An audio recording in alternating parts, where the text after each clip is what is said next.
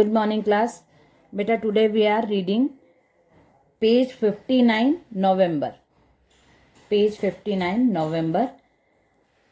Marie Curie was a physicist who spent her life studying radioactive materials. आज हम Mary Curie के बारे में रीड करेंगे. मैरी क्यूरी एक फिजिसिस्ट थी जिन्होंने अपनी लाइफ रेडियो एक्टिव की स्टडी के लिए, रेडियो एक्टिव मटेरियल्स जो होते हैं उनकी स्टडी करने के लिए पूरी लाइफ उन्होंने लगा दी थी. Marie Curie was born as Mary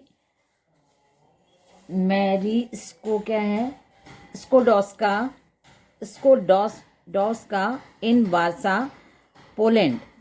ये पोलैंड की कोई प्लेस है, वहाँ पे इनका बर्थ हुआ था 7 नवंबर 1867 में. Sorry. She was the youngest of 5 children. वो 5 भाई बहनों में सबसे बड़ी थी, छोटी थी. Sorry. She later went to Paris to study, remained there after graduation and started research on magnetism. वो पेरिस चली गई अपनी स्टडी के लिए और उसके बाद उन्होंने ग्रेजुएशन भी वहीं से किया और रिसर्च करने लगी मैग्नेटिज्म पर. She met Pierre Curie, a noted French physicist and chemist who had done important work in magnetism. वहाँ पे उनकी मुलाकात हो. ये जो पिक्चर दिख रहा है यहाँ पे उनके हस्बैंड का, पैरे नाम है उनका, पैरे क्यूरी. वहाँ उनकी वो फ्रेंच फिजिसिस्ट थे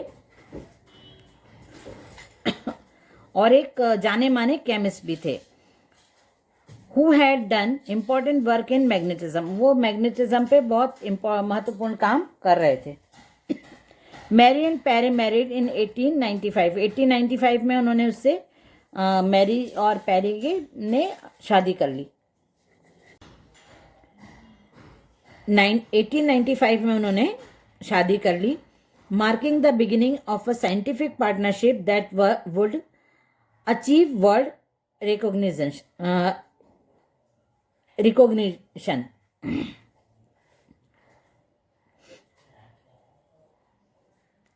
पहले उनकी साइंटिफिक पार्टनरशिप थी, उसके बाद उन्होंने शादी कर ली. Marie Curie was interested in the recent discoveries of radiation. Curie thus began studying about radiation along with her husband. वो उनका इंटरेस्ट था रेडिएशन के बारे में जानने में. और रेडिएशन क्या है? रेडिएशन मतलब जो अल्ट्रावायलेट किरणें रहती हैं उनको बोलते हैं. तो उनको उसको जानने में मैरी क्यूरी की बहुत इंटरेस्ट था और वो अपने हस्बैंड के साथ इस पर स्टडी करने लगी, रेडिएशन के ऊपर स्टडी करने लगी. She become interested in the medical application of radio active substance, working on radiology during world war one and the potential of radium as a cancer therapy. During her work, Mary discovered radiation could kill human cells. जब वो अपने काम में उन्होंने discover किया कि radiation जो होता है वो ह्यूमन सेल्स को किल कर सकता है. She reasoned that if it could kill healthy human cells, it could kill diseased human cells. जब उन्होंने उनको ये पता लगा कि ये ह्यूमन सेल्स को किल कर सकता है, तो जो डिजीज ह्यूमन सेल्स हैं उनको भी ये किल कर सकता है. And went about isolating radium for use in killing tumours. और जो ट्यूमर आइसोलेटिंग रेडियम है उसका यूज ट्यूमर्स के किलिंग के लिए होता है. Marie Curie was the first woman to win a Nobel prize. Marie Curie first woman थी जिनको नोबल प्राइज मिला था. And the first person to win 2 Nobel prizes. उनको 2 नोबल प्राइजेस मिले थे. ऐसी वो पहली पर्सन थी और महिलाओं में पहली महिला थी जिनको नोबल प्राइज मिला था. On 4 July 1934 Marie Curie died in Paris due to radiation poisoning as a result of her long exposure to radiation during the experiments. वो बहुत ज़्यादा एक्सपेरिमेंट्स करती थी रेडिएशन के लिए, पता लगाने के लिए जो उनके काम होते थे। तो उनको पॉइजनिंग मतलब रेडिएशन पॉइजनिंग हो गया था उनको, बहुत ज़्यादा इस रेडिएशन के कांटेक्ट में आने से, क्योंकि वो उनका काम था, उनकी इंटरेस्ट था और वो कर रही थी, तो उसकी वजह से उनकी डेथ हो गई थी। यहाँ मैरी क्यूरी के पिक्चर है, उनके हस्बैंड के साथ उनका पिक्चर है। In 1898 the Curie announce their discovery of 2 elements. मतलब उन लोगों ने उनके हस्बैंड ने और उन्होंने, मैरी क्यूरी ने अपने 1898 में अनाउंस किए थे डिस्कवरी, जो था radium and polonium. Polonium was named by Marie in honour of Poland. Polonium was named by Marie. Marie ने पोलोनियम नाम दिया था अपने जो डिस्कवरी थी, 2 डिस्कवरी थी उनकी, रेडियम और पोलोनियम। तो पोलोनियम नाम मैरी ने पोलैंड को ऑनर करते हुए दिया था।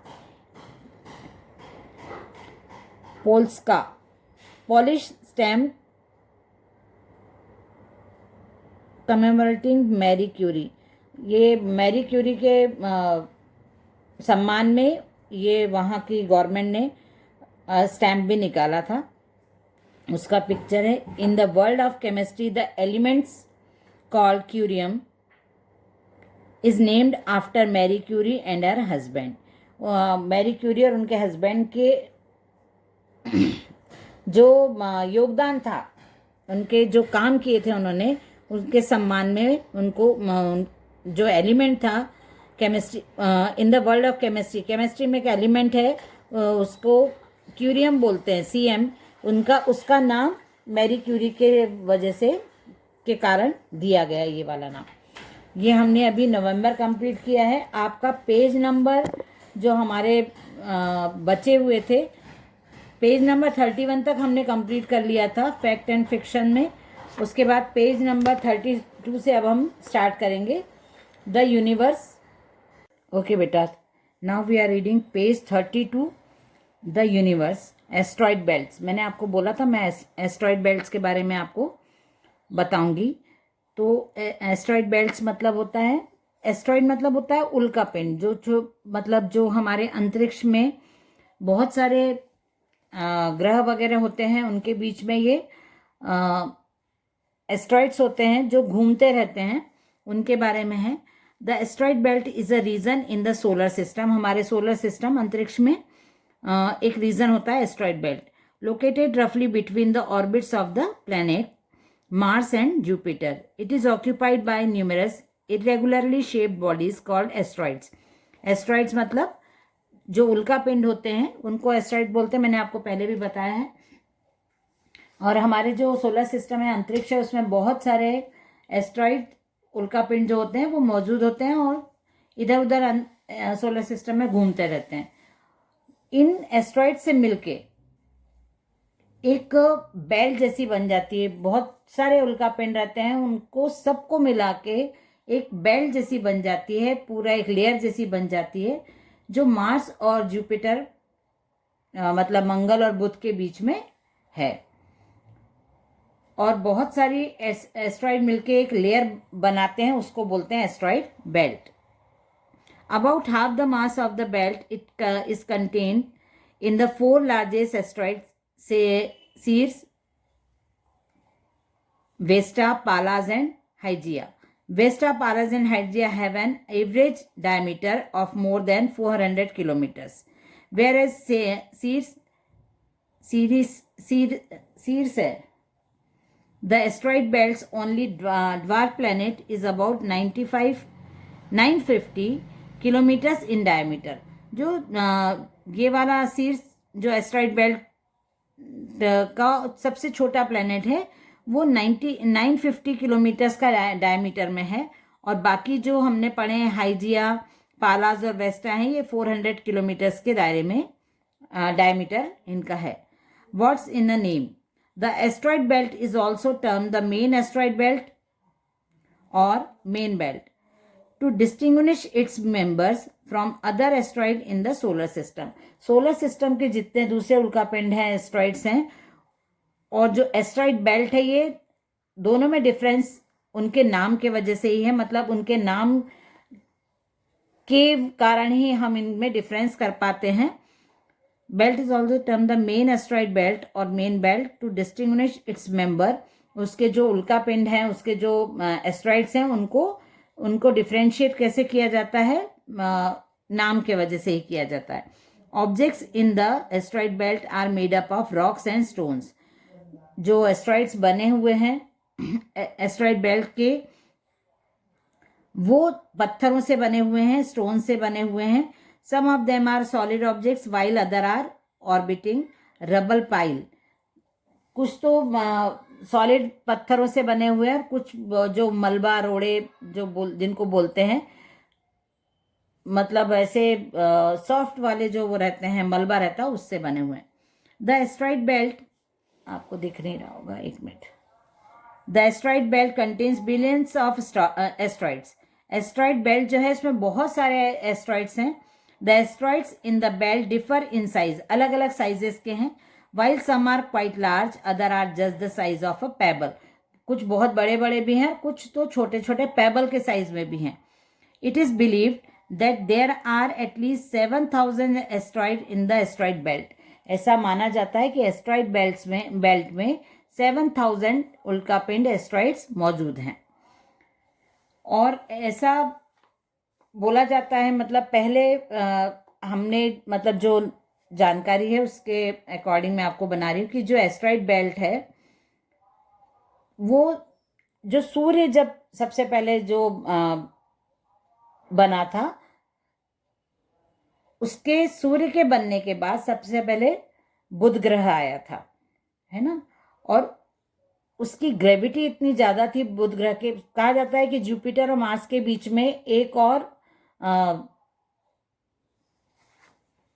ग्रह होना चाहिए था, प्लेनेट होना चाहिए था, लेकिन क्योंकि बुध ग्रह की ग्रेविटी इतनी ज़्यादा है कि वो, उसकी वजह से कोई भी ग्रह वहाँ पे टिक नहीं पाता। उसकी ग्रेविटी की वजह से जो भी ग्रह वहाँ पे, कहा जाता है कि पहले वहाँ पे एक ग्रह था लेकिन वो बस्ट हो गया, टूट गया, ऐसा बोला जाता था।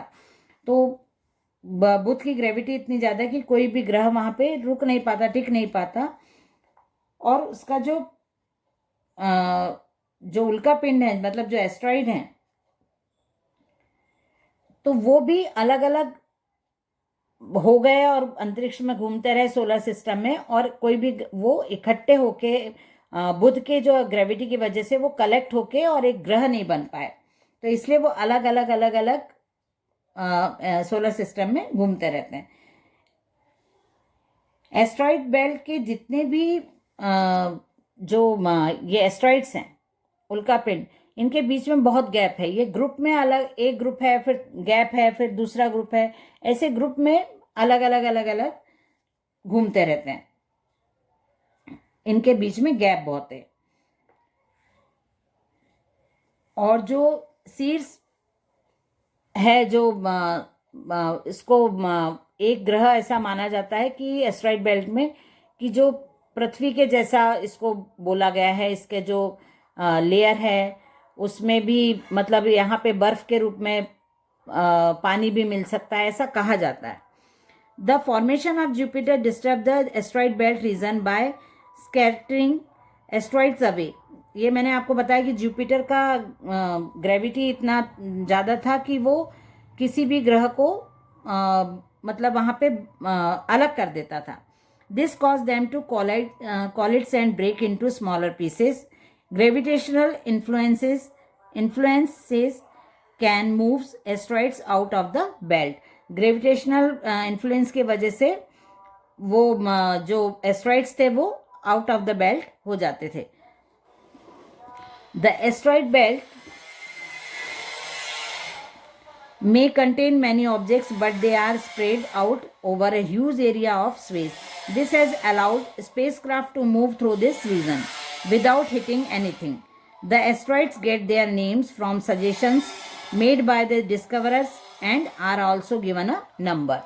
जो एस्ट्रॉइड्स हैं उनको नंबर और नाम देने का काम जो लोग डिस्कवर करते हैं, उनके सजेशंस के थ्रू इनको नाम और नंबर दिए गए हैं। ये हमने पेज नंबर 32 भी रीड कर लिया। अब नेक्स्ट क्लास में हम इसके आगे का कोर्स कंप्लीट करेंगे। ओके बेटा, चलिए बाय एवरीवन।